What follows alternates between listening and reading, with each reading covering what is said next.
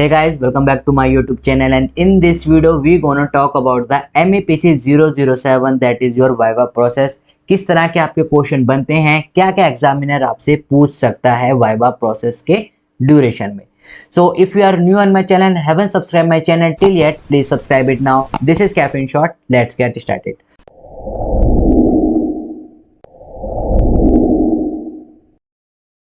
So guys MEPC 007, I hope आपके exam अच्छे गए होंगे और आप रिजल्ट का ईगरली वेट कर रहे होंगे।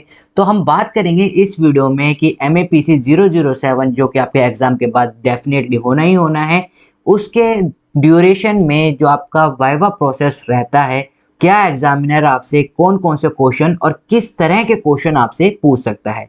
तो वीडियो को स्टार्ट करते हैं। सबसे पहले जो आपको डॉक्यूमेंट सबसे ज़्यादा मस्ट हैं, कई बार बच्चे का क्या रहता है, उसे सारी चीज़ पता रहती हैं, काफ़ी अच्छे से उसने वाइवा प्रोसेस कर रखा होता है, वाइवा की काफ़ी तैयारी कर रखी होती है, लेकिन जो स्टूडेंट होता है वो कई बार क्या रहता है, अपना आईडी कार्ड या फिर जो आपकी हॉल टिकट है वो लेके नहीं बैठता है। एंड सडनली चूंकि वहाँ पर पहली सी जगह काफ़ी ज़्यादा प्रेशर रहता है, and they will tell you कि आपका एडमिट कार्ड कहाँ है, आपका आइडेंटिटी कार्ड कहाँ है, और तब बच्चे को लगता है यार ये मैंने लिया नहीं। तो हमेशा ध्यान रखें, वाइवा से पहले चाहे वो आपको बताएं ना बताएं, या आपके पास ईमेल आ रखा हो या ना आ रखा हो, जब भी आप वाइवा देने जाएं, चाहे वो फर्स्ट ईयर है चाहे वो सेकंड ईयर है, आपके पास आपका आइडेंटिटी कार्ड यानी कि इग्नू वाला आपके पास होना चाहिए, जो आपने ड्यूरेशन दा जब आपने एडमिशन लिया था। सेकंड, आपके पास आपका एडमिट कार्ड या फिर आपकी जो हॉल टिकट, जिससे आपको पता चलेगा कि आपने MEPC 007 की फीस भरी है या नहीं भरी है, वो भी आपके पास होना चाहिए। उसके ऊपर आपकी फ़ोटो लगी रहती है ताकि वो क्रॉस चेक कर सके। तो ये दो चीज़ें आपके पास सबसे पहले मस्ट होनी चाहिए, राइट। कई बार क्या होता है कि आप ये चीज़ नहीं होती हैं और काफ़ी ज़्यादा हेक्टिक हो जाते हो, पहली प्रेशर में हो और ज़्यादा हेक्टिक हो जाते हो। इसलिए मैंने सबसे पहले आपको बताया कि इन डॉक्यूमेंट्स की रिक्वायरमेंट काफ़ी ज़्यादा रहती है। Now come to the question. Topics की अगर हम बात करें तो आपके पास 6 से 7 टॉपिक्स है जिसपे आपके क्वेश्चन पूछे जा सकते हैं। सबसे पहली बात, आपके वेरिएबल्स पे पूछे जा सकते हैं। वेरिएबल्स आपको पता ही होगा। स्टैट्स की अगर हम बात करें एंड रिसर्च की अगर हम बात करें तो क्वेश्चन काफ़ी ज़्यादा पूछे जाते हैं base upon your stats and research. ये आपका कौन सा हो गया, 006, और ये आपका हो गया 005। इसलिए इन्होंने ये कंपलसरी सब्जेक्ट भी कर रखा है। सबसे ऊपर मैंने आपका वेरिएबल्स इसलिए लिखा है क्योंकि स्टैट्स में मेनली वो वेरिएबल्स से क्वेश्चन पूछ लेते हैं कि what do mean by the attribute variable, what do you mean by the independent variable, how many type of the variable are present in there, how do you predict the estimation value, right। तो ये different kind of questions होते हैं जो variable से आपके बनते हैं। Research से वो आपके क्वेश्चन पूछ सकते हैं कि क्वासी एक्सपेरिमेंट के बारे में आप हमें बताइए, या फिर वो आपसे कह सकता है कि इथनोग्राफिक स्टडी के बारे में आपको बताइए, एमिक स्टडी के आपके बारे में बताइए, रिसर्च डिजाइन क्या होता है, कौन सा आप टूल यूज कर सकते हैं, राइट। और इस वीडियो की गहराई में जाने से पहले मैं आप लोगों को बता दूं कि वाइवा प्रोसेस में आपको घबराना नहीं है। जहां आप घबरा जाओगे वहां पर आपका वाइवा प्रोसेस डिग्रेडेशन में होता चले जाएगा। आपको बिल्कुल घबराना नहीं है। जो आपको आता है, जितनी आपकी नॉलेज है, उसके अकॉर्डिंग आपको ट्रूथफुल रहना है। ऐसा नहीं सर हमने यहाँ वो पढ़ा था, हमने वहाँ वो पढ़ा था, नहीं। जो आपको पता है, अगर आपके पास लेजिट इन्फॉर्मेशन है तो आप उन्हें प्रोवाइड करवाइए। अगर आपके पास लेजिट इन्फॉर्मेशन नहीं है तो उन्हें प्रोवाइड मत करवाइए। यहाँ पर आप पेपर नहीं लिख रहे हैं कि आप उसको कवर अप कर लेंगे। हर एक चीज़ का आपका ध्यान रखा जाता है। वाइवा अगर हम बात करें तो आपका 4 to 5 मिनट, मैक्सिमम 6 मिनट तक हो सकता है, उससे ज़्यादा नहीं होगा। बेसिकली 4 मिनट तक का ही आपका वाइवा होगा। तो बिल्कुल जो राइट आंसर हैं उनको ही जाएं। ऐसा नहीं कि हमें सर इसके बारे में 50% पता है, इसके बारे में 30% पता है, वो आप बता रहे हो। क्वेश्चन नहीं आता है उनसे कह दीजिए सर नेक्स्ट क्वेश्चन, वो बेटर है एज कंपेयर टू आप उन्हें गलत या फिर घुमा फिरा के आंसर दें, राइट। यहाँ पर ये वाइवा है, एग्जाम नहीं है, इस चीज़ का हमेशा ध्यान रखना। तो रिसर्च या फिर स्टैट से क्वेश्चन काफ़ी ज़्यादा पूछे जा सकते हैं।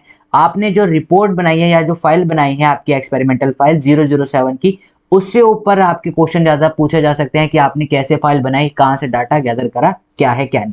हॉट टॉपिक यानी कि जो साइकोलॉजी में आपके हमेशा हॉट टॉपिक रहे हैं, जो माना जाता है कि बच्चे को एक बेसिक नॉलेज होनी चाहिए, उसके ऊपर आपके क्वेश्चन पूछे जा सकते हैं।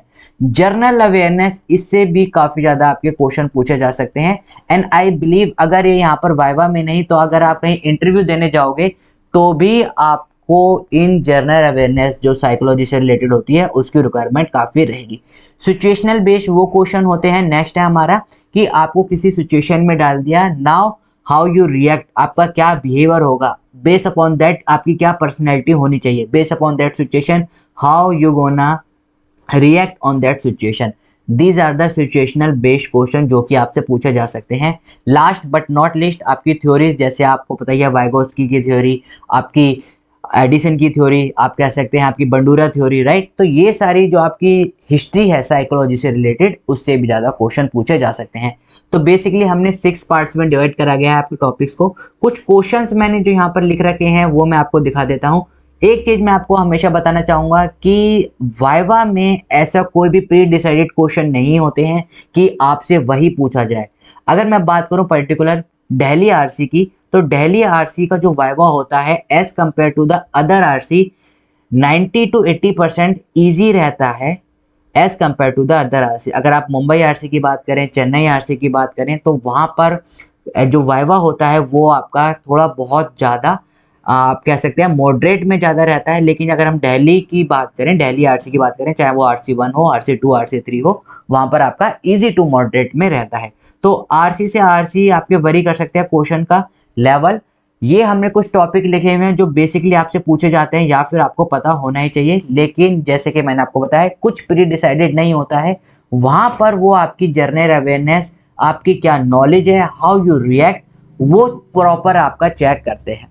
तो कई बार बच्चों से क्वेश्चन पूछा गया हुआ है, आइए देख लेते हैं। इंटेलिजेंस, इंटेलिजेंस क्या होती है, how you gonna measure it, right, कि आप इंटेलिजेंस को कैसे मेजर कर सकते हैं, कौन कौन से टेस्ट होते हैं इंटेलिजेंस को मेजर करने के लिए। या फिर आपसे पूछ लिया बैचलर स्किल्स अडल्ट का क्या होता है, बैचलर स्किल्स बॉयज़ के लिए क्या रहता है, किड्स के लिए क्या रहता है, कैसे डेवलप हुआ था, इसके बारे में आपसे पूछ सकते हैं। हॉलो इफेक्ट, या आपने आई थिंक आपने अपने एक्सपेरिमेंट में करा होगा कि हॉलो इफेक्ट क्या होता है, how it effect your personality, how it effect on the behaviour surrounding, या फिर आप जिस एम्बियंस में है वो कैसे उसे इफेक्ट कर रहा है, राइट।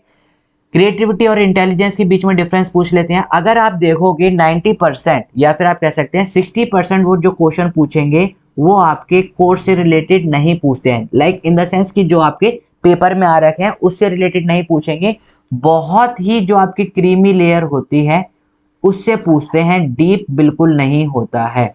इस बात का हमेशा याद रखिए। सिर्फ जो क्रीमी क्रीमी लेयर होते हैं दैट मीन जो काफ़ी ज़्यादा आपके हॉट रहे हैं या फिर जो काफ़ी ज़्यादा इंपॉर्टेंट चीज़ें हैं, जो बेसिक्स हैं, उसके ऊपर बेस आपका वाइवा रहता है कि difference between what do you mean by the creativity and intelligence, क्या क्रिएटिव पीपल इंटेलिजेंस हो सकते हैं या फिर वाइस वर्सा, दोनों में क्या बेटर रहेगा।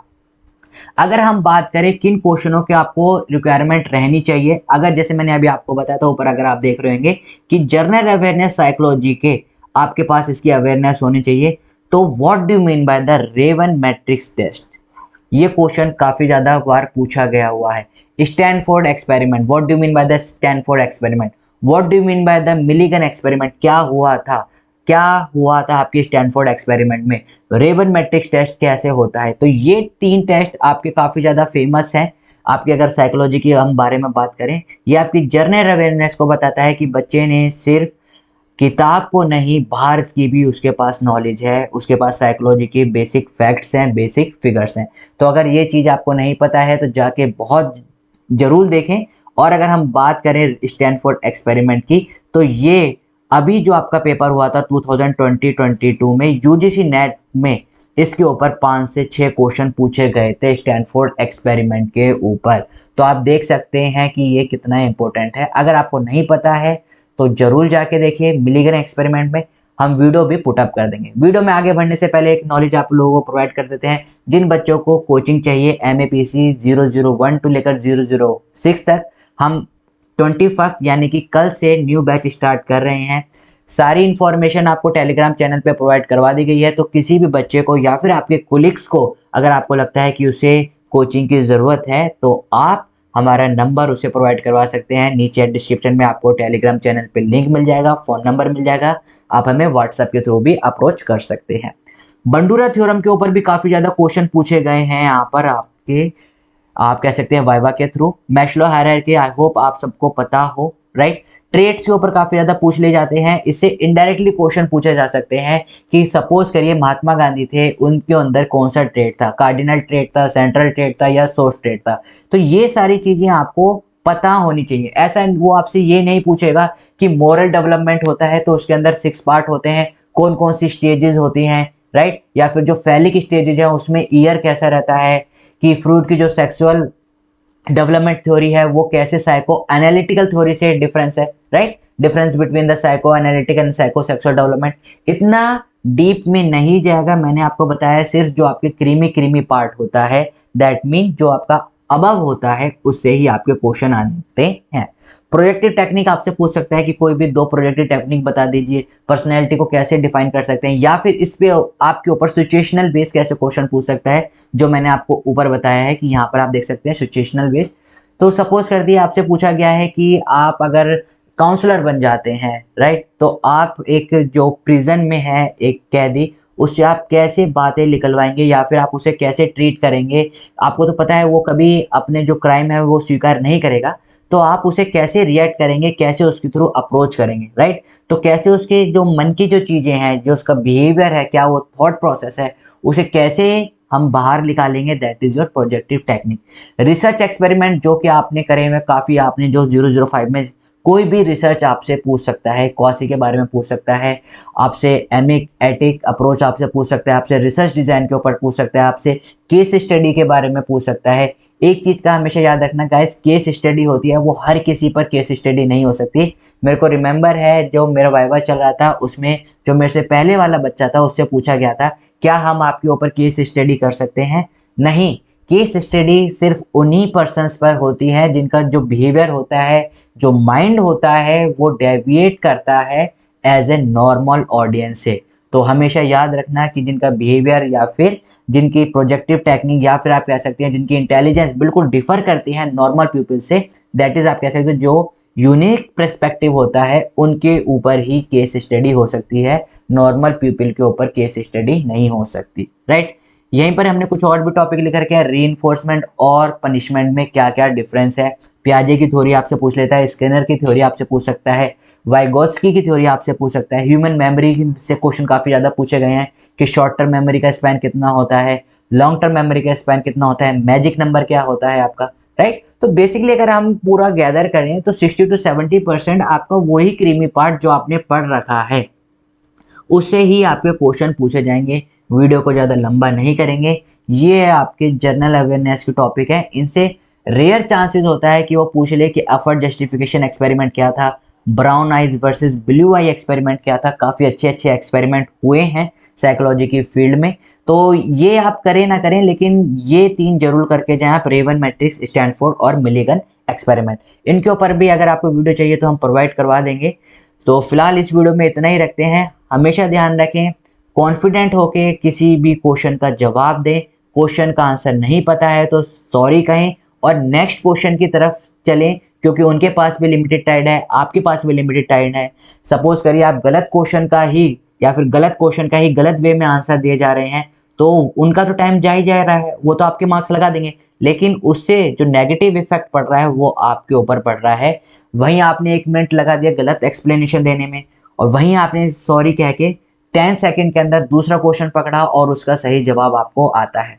तो हमेशा याद रखें कि जब भी इंटरव्यू दें, किसी क्वेश्चन को नहीं आ रहा है, इंटरव्यू हो या वाइवा, तो सॉरी कह के नेक्स्ट क्वेश्चन की तरफ चले, उसका गलत आंसर ना दें। I hope and wish you very good luck for your Viva process and this is all about Viva process। फिर भी अगर आपको कोई डाउट्स है आप हमारे टेलीग्राम चैनल पे अप्रोच कर सकते हैं, व्हाट्सएप पे अप्रोच कर सकते हैं। We will meet in the next video. Till then, keep smiling, keep gathering lots of memory. This is Caffeine Shot. Have a great day. Thank you all of you.